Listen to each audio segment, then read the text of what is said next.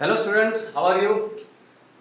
Students, आज मैं आपके लिए लेकर आया हूँ chemical properties of hydrides, physical properties of hydrides of group 15 elements. जैसे कि लास्ट वीडियो में मैंने आपसे ऑक्सीडेशन स्टेट शेयर किया था, oxidation state of group 15 elements, जिसमें पॉजिटिव और नेगेटिव ऑक्सीडेशन स्टेट के बारे में बात की थी। नाउ केमिकल प्रॉपर्टीज में आज मैं आपसे हाइड्राइड्स का डिस्कशन करने जा रहा हूँ, hydrides of 15 group of elements. तो स्टूडेंट्स, यहाँ पे हम जो प्रॉपर्टी डिस्कस करने जा रहे हैं वो आपके टेक्स्ट बुक के अंदर टेबल में दी हुई है। Now this property one by one we can discuss here. सबसे पहले आप देख सकते हो कि यहाँ पे पहले तो जो हाइड्राइड बनाते हैं, तो हाइड्राइड यहाँ पे बनता है जिसे हम बोलते हैं EH3 trihydrogen. It's a 3 hydrogen which attach with the group 15 element। जो हमें मालूम है कि यहाँ पे जो हाइब्रिडाइजेशन है sp3 हाइब्रिडाइजेशन से हाइड्रोजन 3 हाइड्रोजन एलिमेंट से जुड़ते हैं यहाँ पे। अब यहाँ पे जो मेल्टिंग पॉइंट है, मेल्टिंग पॉइंट जो दिया है आप देख सकते हो कि मेल्टिंग पॉइंट सबसे ज्यादा अमोनिया का है 195.2, और this melting point is in decreasing order while going down the group. जब आप ग्रुप में जाते हो नीचे की ओर, तो यही मेल्टिंग पॉइंट जो है वो डिक्रीज होता जा रहा है। तो यहाँ पे क्या रीजन है स्टूडेंट्स? यहाँ पे सबसे सिंपल जो आप जानते हो, the reason is that H bonding, जो कि नाइट्रोजन में सबसे ज्यादा है। Okay, what is H bonding? जो आपको मालूम है H बॉन्डिंग कैसे होता है? Electronegativity difference which is created between nitrogen and hydrogen, and this electronegativity difference ये क्या करता है? हाइड्रोजन को H बॉन्डिंग के लिए, यहाँ पे हाइड्रोजन को H बॉन्डिंग के लिए इंस्पायर करता हो, और यही H bonding nitrogen intermolecular H bonding में जाता है। और ये H बॉन्डिंग नाइट्रोजन में इसलिए ज्यादा है क्योंकि इलेक्ट्रोनेगेटिविटी डिफरेंस बॉन्ड को क्या बनाती है? पोलर बना देती है, इसलिए यहाँ पे H बॉन्डिंग स्ट्रॉन्गर रहता है। तो due to stronger H bonding the melting point of ammonia which is highest. अब आप ये ट्रेंड देखोगे जिसमें आप ये ट्रेंड देख सकते हो कि यही मेल्टिंग पॉइंट यहाँ पे डिक्रीज हो गया है, जो कि सबसे ज्यादा डिक्रीज बता रहा है। अब ये मेल्टिंग पॉइंट 195 के बाद 185 एंटीमनी हाइड्राइड में है। जो एंटीमनी हाइड्राइड, जिसको हम यहाँ पे इस हाइड्राइड को, सबसे पहले हम हाइड्राइड को क्या बोल सकते हैं? यहाँ पे एक तो अमोनिया बोलते हैं, जिसके बाद ये है PH3 जिसको हम फोस्फीन बोलते हैं, उसके बाद है ASH3 जिसको आर्साइन बोलते हैं, इसको एंटीमाइन और बिस्मथाइन, इस तरह से हम इसके नाम बोल सकते हैं। तो यहाँ पे जितने भी हाइड्राइड है, उस हाइड्राइड में एमोनिया के बाद एंटी ये जो है यहाँ पे BiH3 बिस्मथाइन का हमारे पास डेटा नहीं है। एंटीमनी हाइड्राइड को हम स्टिबाइन बोलते हैं, यहाँ पे स्टिबाइन। तो स्टिबाइन का जो मेल्टिंग पॉइंट है 185, जो अमोनिया के बाद आता है। अब इसका रीजन ये है कि यहाँ पे van der Waals force of attraction which is dominant. Van der Waals force of attraction जो आप जानते हो कि अगर साइज एलिमेंट की इंक्रीज होती है तो van der Waals force of attraction भी इंक्रीज होता है, और van der Waals force of attraction increase होने की वजह से यहाँ पे मेल्टिंग पॉइंट बढ़ गया। अब उसी चीज को हम यहाँ पे एक्सप्लेन कर सकते हैं कि आर्सेन में कैसे हो गया कि ASH3 में यहाँ पे इसका जो साइज है वो एंटीमाइंस, ये SbH3 से ASH3 का जो साइज है वो कम है। Due to that decreasing size, यहाँ पे van der Waals force of attraction क्या हो जाएगा? कम हो जाएगा, और van der Waals force of attraction decrease होने की वजह से यहाँ पे मेल्टिंग पॉइंट डिक्रीज हो गया। अब सेम चीज यहाँ पे आएगी, क्योंकि देखो अब NH3 के अंदर जो हाईएस्ट मेल्टिंग पॉइंट है, अमोनिया के अंदर जो हाईएस्ट मेल्टिंग पॉइंट है वो किसकी वजह से है? H बॉन्डिंग की वजह से। बट यहाँ पे SbH3, इसमें जो हाईएस्ट मेल्टिंग पॉइंट जो अमोनिया के बाद है, अमोनिया के बाद स्टिबाइन के अंदर जो अमोनिया के बाद है, बराबर, अमोनिया के बाद क्यों है? क्योंकि van der Waals force of attraction की वजह से। और फिर आर्साइन में जो मेल्टिंग पॉइंट है that is again van der Waals force of attraction उससे कम है। तो और फोस्फिन में सबसे कम है, तो हम यहाँ पे मेल्टिंग पॉइंट ऑर्डर को इस तरह से अरेंज कर सकते हैं कि NH3 greater than stibine, SbH3 greater than arsine, ASH3 greater than phosphine. ये मेल्टिंग पॉइंट ट्रेंड हो गया। अब नेक्स्ट जाते हैं बॉइलिंग पॉइंट की ओर। अब बॉइलिंग पॉइंट में थोड़ा सा फ्लक्चुएशन ये है कि यहाँ पे अमोनिया का बॉइलिंग पॉइंट हाईएस्ट नहीं है जो कि मेल्टिंग पॉइंट में है। अब पता है कि बॉइलिंग पॉइंट मतलब कि यहाँ पे लिक्विड फेज में जहां से वेपराइजेशन होगा तो हम यहाँ पे इसको बॉइलिंग पॉइंट कंसीडर करेंगे, जिसमें इंटरमोलिकुलर अट्रैक्शन वैसे भी डिक्रीज हो जाता है क्योंकि यहाँ पे मॉलिक्यूल के बीच में स्पेस बढ़ जाती है। अब यहाँ पे अमोनिया के अंदर H बॉन्डिंग तो है ही है, बट जैसे कि स्पेस बढ़ती जाती है, ये यहाँ पे एलिमेंट की साइज इंक्रीज होती जाती है और वैसे भी ये लिक्विड में है इसलिए स्पेस और बढ़ती जाती है। तो यहाँ पे van der Waals force of attraction जो है, जिस तरह इसकी साइज जो है, साइज के हिसाब से van der Waals force of attraction liquid state में ज्यादा डोमिनेंट रहता है। तो due to that van der Waals force of attraction BiH3 bismuth ion में सबसे हाईएस्ट बॉइलिंग पॉइंट रहता है। उसके बाद स्ट्रिबाइन का जो बॉइलिंग पॉइंट है बिस्मथ आयन के बाद है, और उसके बाद है अमोनिया का बॉइलिंग पॉइंट। तो यहाँ पे ये जो ट्रेंड है because of H bonding, ammonia का बॉइलिंग पॉइंट हायर है बट वो स्ट्रिबाइन और बिस्मथ आयन से हायर नहीं है। पहले कौन आता है? बिस्मथ आयन, उसके बाद स्ट्रिबाइन, उसके बाद आता है अमोनिया। क्यों? क्योंकि यहाँ पे van der Waals force of attraction dominant है।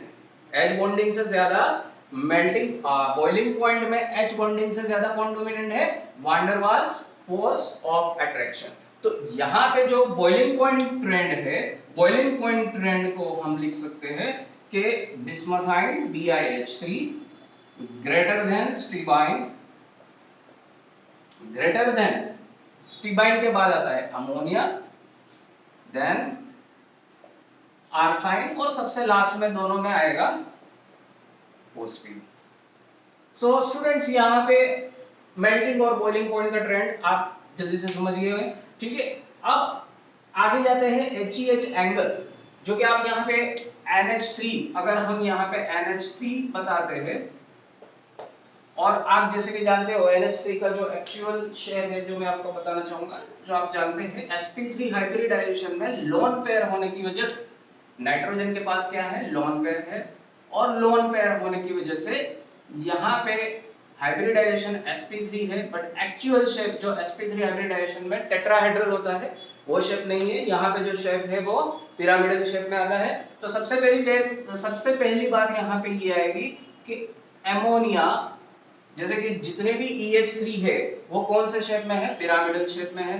पिरामिडल शेप में क्यों है? तो आपको मालूम है पिरामिडल शेप में इसलिए है क्योंकि लोन पेयर है एलिमेंट के पास, एलिमेंट के एटम के पास जो लोन पेयर है, lone pair bond pair repulsion क्या करता है? बॉन्ड एंगल को डिक्रीज करता है। एक्चुअल बॉन्ड एंगल EH3 में कितना होना चाहिए? 109.5। एक्चुअल शेप क्या होना चाहिए?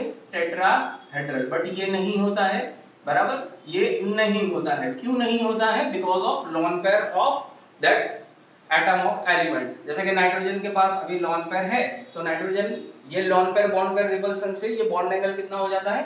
107.8 डिग्री। यहाँ पे जो आप देख सकते हो कि 107.8 डिग्री ये बॉन्ड एंगल डिक्रीज होकर 107.8 डिग्री हो गया। बट अभी आप देख सकते हैं ये ट्रेंड HH बॉन्ड एंगल का जो ट्रेंड है,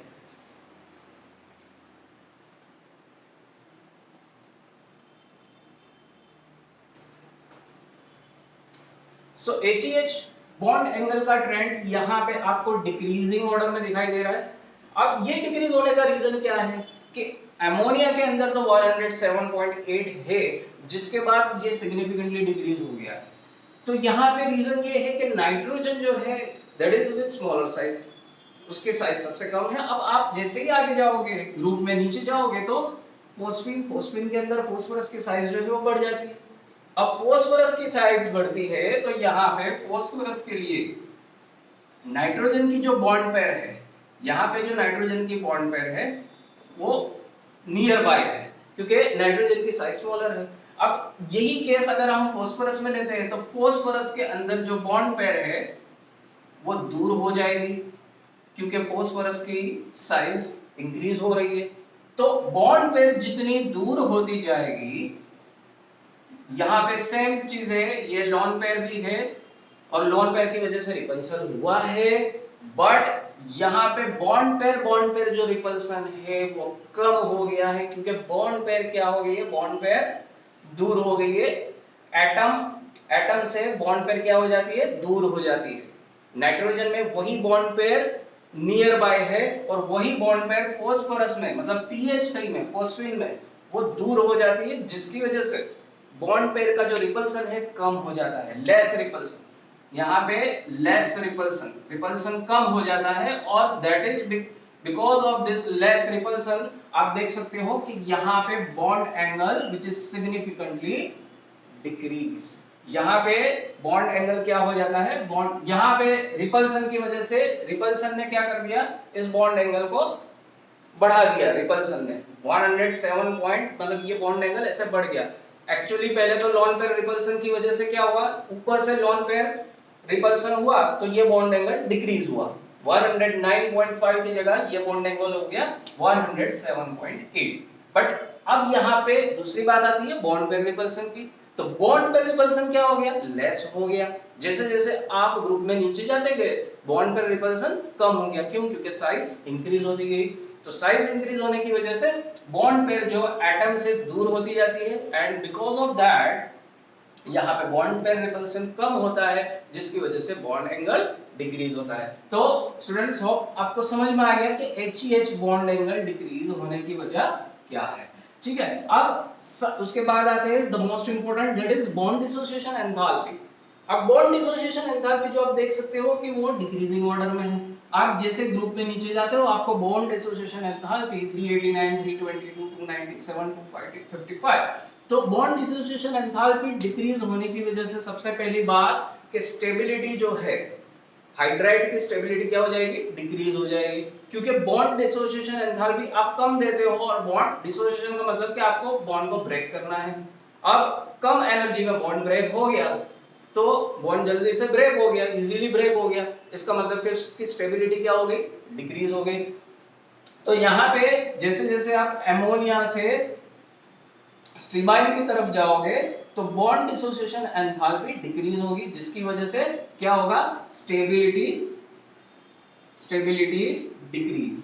तो ग्रुप में आप नीचे जाओगे आपको क्या मिलेगा, डिक्रीजिंग स्टेबिलिटी। अच्छा, दूसरी और इंपॉर्टेंट बात यहाँ पे एक ये आएगी कि बॉन्ड डिसोसिएशन एंथैल्पी कम होती जा रही है, इसलिए बॉन्ड इजीली ब्रेक हो रहा है। इसलिए आपको H+ जैसे कि आप NH3 है, NH3 अगर एक बॉन्ड ब्रेक हो गया यहां से तो ये जो हाइड्रोजन है वो इलेक्ट्रॉन लिए बिना जाएगा, मतलब कि एज ए H+ रिमूव होगा। ये कैसे रिमूव होगा, एज ए H+, मतलब इसको हम क्या बोलते हैं, प्रोटॉन। दैट मींस के proton removal tendency is increasing. जैसे जैसे आप ग्रुप में नीचे जाओगे proton removal tendency is increasing, जिसकी वजह से एसिडिक कैरेक्टर क्या हो जाएगा, यहाँ पे stability decrease but acidic character increase. क्या हो जाएगा, एसिडिक कैरेक्टर आपको इंक्रीजिंग एसिडिक कैरेक्टर मिलेगा। क्यों, क्योंकि यहाँ पे H+ removal tendency is increasing while going down in the group. आपको क्या मिल रहा है, H+ रिमूवल टेंडेंसी ज्यादा मिल रही है। H+ जितना जल्दी रिमूव करेगा उतना एसिडिक कैरेक्टर इंक्रीज होगा। तो while going down the group acidic character हो गया इंक्रीज। तो अगर एसिडिक कैरेक्टर इंक्रीज हो रहा है मतलब बेसिक कैरेक्टर डिक्रीज हो रहा है, तो बेसिक कैरेक्टर डिक्रीज हो जाएगा, एसिडिक कैरेक्टर इंक्रीज हो जाएगा। और एक चीज इसी बॉन्ड डिसोसिएशन एंथैल्पी से हम पता लगा सकते हैं, क्या पता लगा सकते हैं कि H+ जैसे कि ये H+ रिमूव हो रहा है उससे क्या हो रहा है, उसकी रिड्यूसिंग कैपेसिटी है वो भी बढ़ जाती है, मतलब कि रिड्यूसिंग टेंडेंसी। और एक चीज reducing tendency which is increase, क्योंकि यही H+ क्या करेगा, यही H+ दूसरे कंपाउंड को रिड्यूस करने में हेल्प करेगा। यहाँ पे ये प्रोटॉन रिमूवल कर सकता है और विजाविस ये क्या कर सकता है, रिडक्शन कर सकता है दूसरे कंपाउंड को, reducing tendency which is increase while going down the group. ठीक है स्टूडेंट्स, तो आपको इस फिजिकल प्रॉपर्टीज से कुछ एक चीजें जो हमने डिटेल में यहाँ पे डिस्कस किया, तो आपको ये ट्रेंड समझ में आ गया होगा और यही ट्रेंड आपको कहाँ पे हेल्प करेगा, एमसीक्यूज ऑब्जेक्टिव को फेस करने के लिए, कई सारे क्वेश्चंस को फेस आपको जब जवाब देना होता है तब यहाँ पे आपको इसका कॉन्सेप्ट क्लियर होना चाहिए। तो इन पैरामीटर्स पे होप आपका कॉन्सेप्ट जो है वो क्लियर हो गया होगा। तो स्टूडेंट्स आप इसको ज्यादा से ज्यादा शेयर कीजिए, hope you like it and I hope that your views are most welcome for me. So I will try, मैं और ट्राई करूंगा कि दूसरे कुछ एक्चुअल कॉन्सेप्ट के साथ मैं आपके पास कुछ प्रॉपर्टीज और फिजिकल प्रॉपर्टीज और केमिकल प्रॉपर्टीज के वीडियो लेके आऊंगा। ओके बच्चों, thank you very much, good bye.